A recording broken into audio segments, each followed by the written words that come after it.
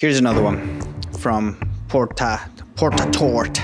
Portatort, are you posting these edits on this sub to learn and get better at your craft, or are you just looking for praise? Thank you, Reddit. Thank you for making me a great filmmaker so far, or well, at least learning a lot with those negative critiques, negative comments, negative feedback that I received on my first wedding film about two and a half years ago. It made me realize that I was doing something wrong, and that's when you actually take that negative feedback, that negative critique, to become a better filmmaker in the area that you're actually doing. When I first posted my video, someone said, "Oh, I hate when people post here because it's like you're actually promoting yourself." I'm like, what? Isn't this like a videography Reddit subreddit forum where I can actually share my stuff and get some feedback? So that was the first feedback, and I was like, oh, okay. And then another feedback I get, oh, I hope you actually did not deliver that wedding film to your client. You didn't even color grade it. I'm like, what? I spent countless of hours color grading this. But yes, I was not knowledgeable at the moment because I did not know how to convert my footage to Rec 709 if I was filming on S-Log from my Sony camera. So yes, the footage will look ugly per se. But the first time that I saw the Rec 709 color space, and I was like, what's this? Why did I not know anything about this before? And when I started looking into it, the harder it gets to actually find a straight answer of what Rec 709 is. Luckily, after learning a lot about it, studying a lot, I actually decided to make a short video for everybody who doesn't know what Rec 709 is. So you can go ahead and take a look at it right here. So that's also very helpful if you're filming on S-Log or C-Log or any type of log and you want to convert your footage to Rec 709, because that's pretty much the color space where you're actually working on a Rec 709 color space, which is the most popular color space that you see on TV and or films. So yeah, after reading a lot, studying a lot about color grading, Rec 709 and all that, I was able to start color grading from there, and that helped me a lot to that pretty much changed the whole vibe, the whole color space, the whole color grading of my actual wedding film. And I feel like that helped me improve a lot, because without anybody giving me that negative input, that negative feedback saying, oh, you didn't even color grade your footage, that helped me a lot, because I did spend a lot of time color grading for something that came out pretty much like trash. And you gotta be honest with yourself, because if you're seeing something and you're seeing somebody else that is way above you, you don't want to critique them.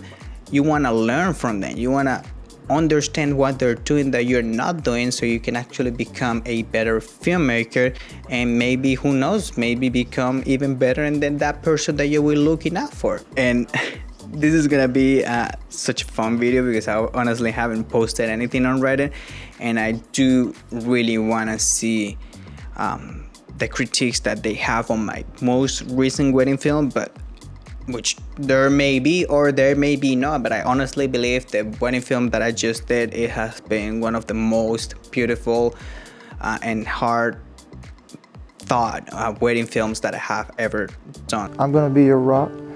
I'm gonna keep you strong when you're not. Together, there's nothing stronger than you and I. And you're like, oh, you've been here only, like, you've been doing this for 3 years, 2.5 years. I'm like, yes, I have done this for 2.5 years, but from 5 a.m. until midnight, I make sure I wake up, I read something about filmmaking or practice about filmmaking or edit something in regards to it.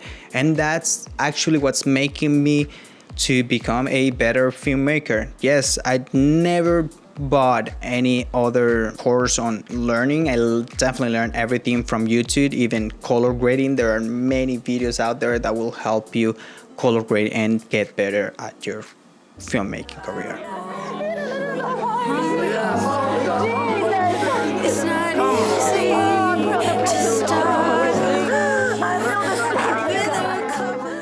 For example, take a look at this comment to OP.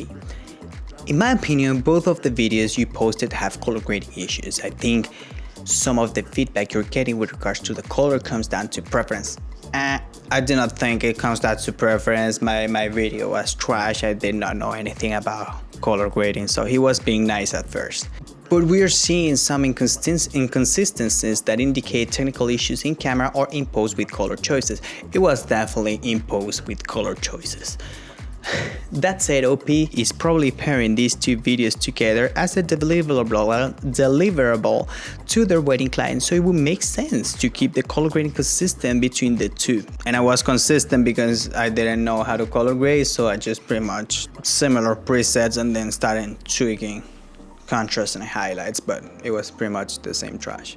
I would still suggest you do another color pass on both videos and implement some of the feedback regarding color, but it's unreasonable to ask for editing feedback for two different type of videos. Okay, this is very important, and what he's pointing out, the pacing of the video, which may be a combination of cutting the shows and music, the show's music bed or choices in different shots seems a bit fast. I don't feel like I have the time to appreciate the compositions or the couple's emotion, and that's totally true. I did not.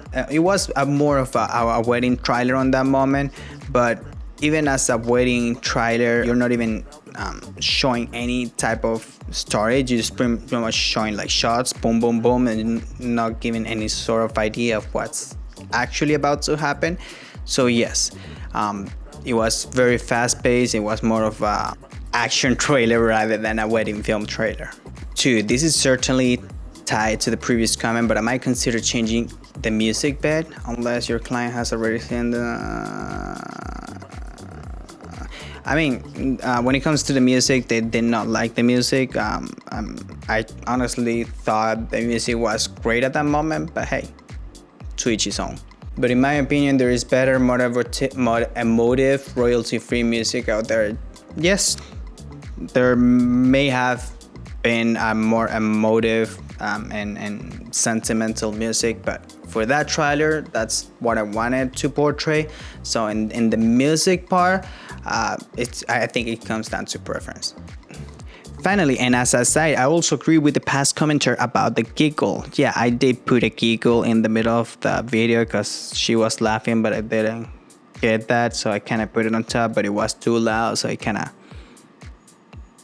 throws everything out of place. Remember, the wedding video, it's for the couple, not for you trying to make a great wedding film. Remember to show their emotions, to portray the story on film, and that's what they're hiring you. They're not hiring to just make an amazing film cinematic that has nothing to do with the actual story. So a huge thank you to Double Potato to help me become a better filmmaker. And well, with all that being said, I really hope that you found this video somehow entertaining, and I really hope that you learned something from this and you can go ahead and apply it to your video as well. And well, if you learned something, don't forget to subscribe, hit the like button, all that stuff. It really helps the channel. Thank you so much for watching again, guys. Take care.